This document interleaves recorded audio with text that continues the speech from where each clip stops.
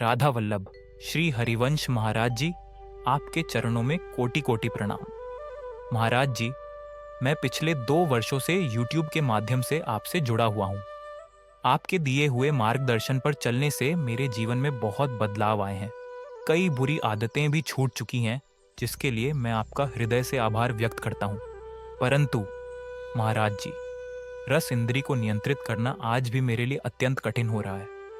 भोजन में हर प्रकार के पकवान खा लेने के बाद भी मन में यही विचार आता है कि एक बार और इस प्रवृत्ति को नियंत्रित करने में कठिनाई अनुभव हो रही है।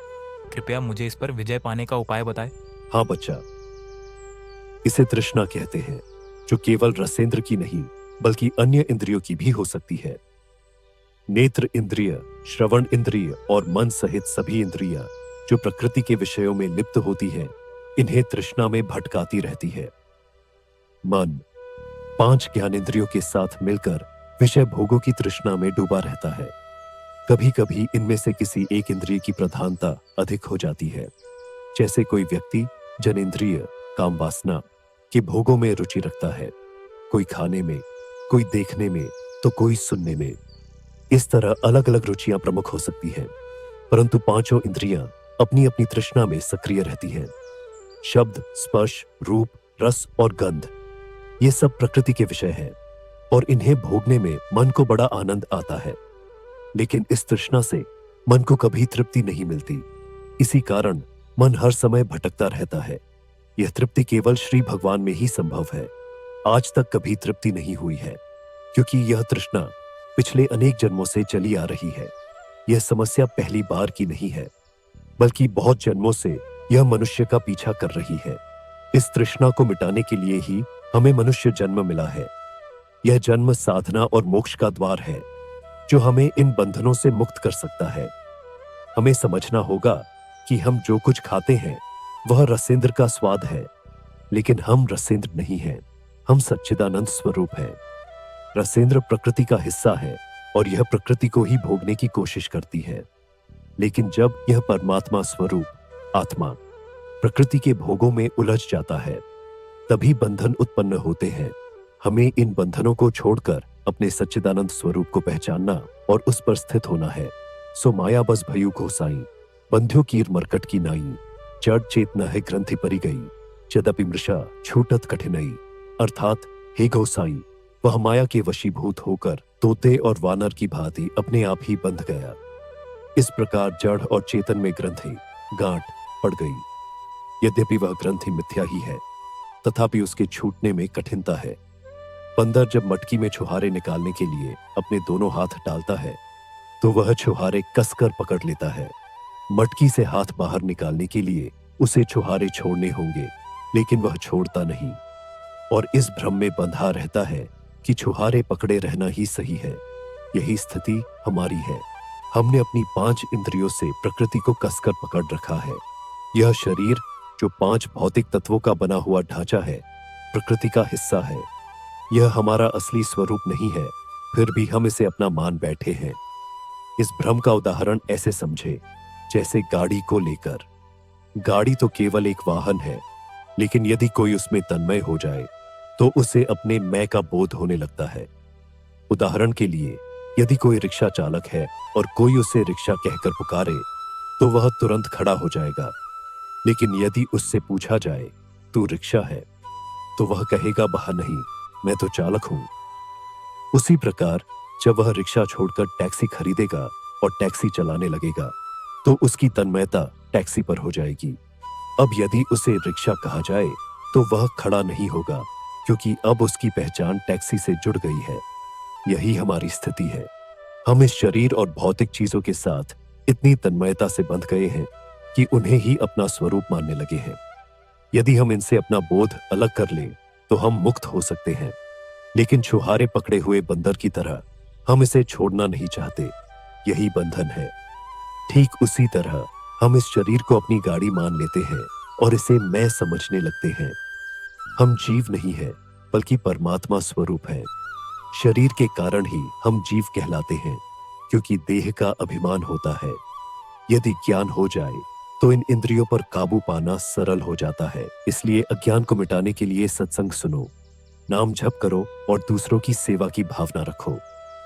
यदि हमें अपनी प्रिय वस्तुओं से आसक्ति हटानी है तो वह चीजें दूसरों को दे दो जिनसे हमें लगाव है।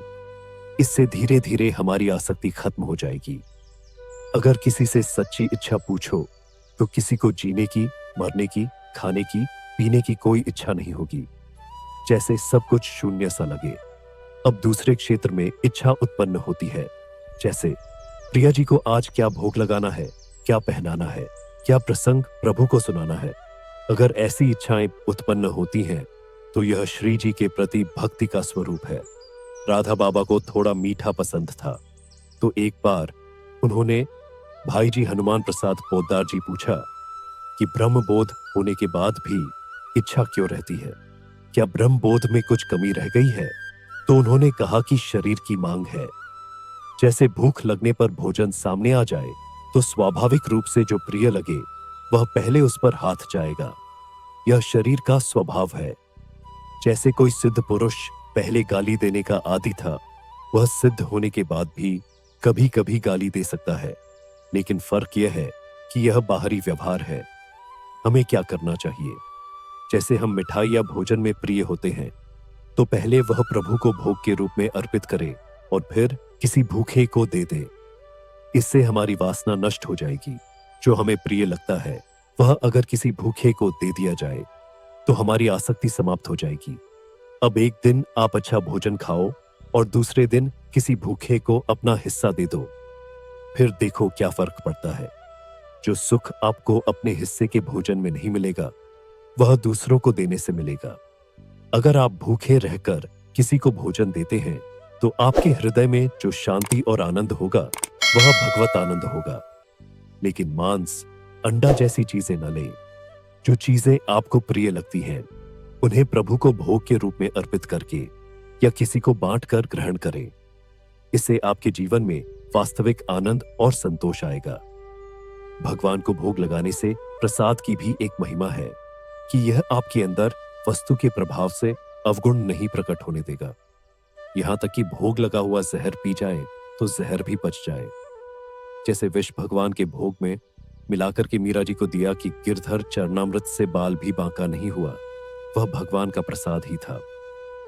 भगवान को यदि भोग लगाया जाए और उसमें अच्छे अच्छे पदार्थ शामिल किए जाएं, तो यह भोग न केवल प्रभु को संतुष्ट करता है बल्कि वह प्रसाद आपके सारे दुखों को नष्ट कर देता है।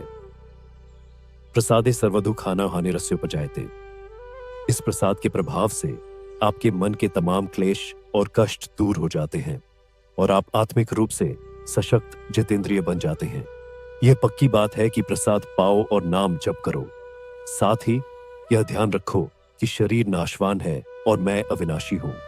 शरीर तो आज नहीं तो कल छूटेगा, यह निश्चित है। अगर यह बात दिमाग में पक्की हो गई है तो समझ लो कि आप शरीर नहीं हो। बस इतना ध्यान रखो कि शरीर आप नहीं है, बल्कि यह तो आपकी गाड़ी है जो जीवन यात्रा के लिए मिली है। यह गाड़ी हमें हमारे कर्मों और पुण्यों के अनुसार मिली है।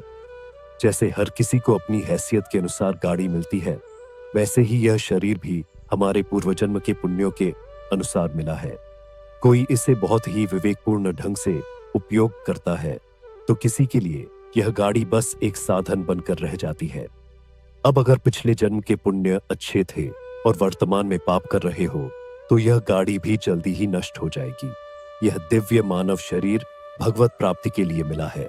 अगर इसमें पाप कर्म करोगे तो यह शरीर नष्ट हो जाएगा और अकाल मृत्यु तक हो सकती है। इसलिए शरीर को लेकर अधिक चिंता मत करो। बस भगवान से अपना मन जोड़ो, उनके नाम का जप करो और अपना जीवन सार्थक बनाओ। एक साधक आए थे, गृहस्थ जीवन में रहते थे। उन्होंने बताया कि वैष्णव पद्धति में भगवान को लहसुन और प्याज का भोग नहीं लगाया जाता, इसलिए उन्होंने लहसुन प्याज खाना छोड़ दिया। पर बोले कि 1 साल हो गया फिर भी प्याज की याद आ जाती है। कहते हैं मतलब वो क्रंच क्रंच सलाद में जैसा होता था उसकी याद भूलती नहीं। बताओ, भगवान की याद नहीं आती पर प्याज की याद आती है। कहने लगे अगर प्याज काटा जाए तो दुर्गंध हो जाती है, लेकिन उसकी याद ऐसी है कि मन में बसी रहती है। छोड़ तो दिया है पर जब उसकी याद आती है तो मन विचलित हो जाता है। एक उपाय बताया, एक बार प्याज के खेत में चले जाओ और कहो कि अब इसे ही खाओ, इसे ही देखो। हमारे अंदर जो भोगों की चाहत है, उसे मिटाना ही तो अध्यात्म का असली कार्य है। जब तक यह चाहत बनी रहेगी, तब तक सच्चा अध्यात्म संभव नहीं। जब किसान हल जोतता है और दूसरा किसान आधा किलोमीटर दूर है, अगर उसकी तंबाकू खत्म हो जाए तो वह आधा किलोमीटर तंबाकू लेने जाएगा। यह तंबाकू या भोग की आदत हमें बांध लेती है, पर असली धन्य वही है जिसके मन में भगवान की याद बार बार आए। जो भगवान की याद में रो सके, उसका जीवन धन्य हो जाता है। जो भी निषिद्ध पदार्थ हैं, उन्हें त्यागो। ठाकुर जी के लिए 56 भोग लगाओ, उसमें 36 प्रकार के व्यंजन होते हैं। खूब बढ़िया भोग लगाओ और प्रसाद मानकर पाओ। यह तुम्हारे मन में आसक्ति नहीं बढ़ाएगा, लेकिन जो चीज सीधे भोग के रूप में ली जाती है, वह आसक्ति का कारण बनती है। इसलिए भोग की चीजों को भगवान के चरणों में अर्पित करो, फिर उन्हें प्रसाद के रूप में ग्रहण करो। यही सही मार्ग है। मेरे प्रभु ने पाया है, मेरी श्री जी ने पाया, मेरे ठाकुर जी ने पाया। वह प्रसाद जो मंगल करने वाला है, वह सबको चाहिए।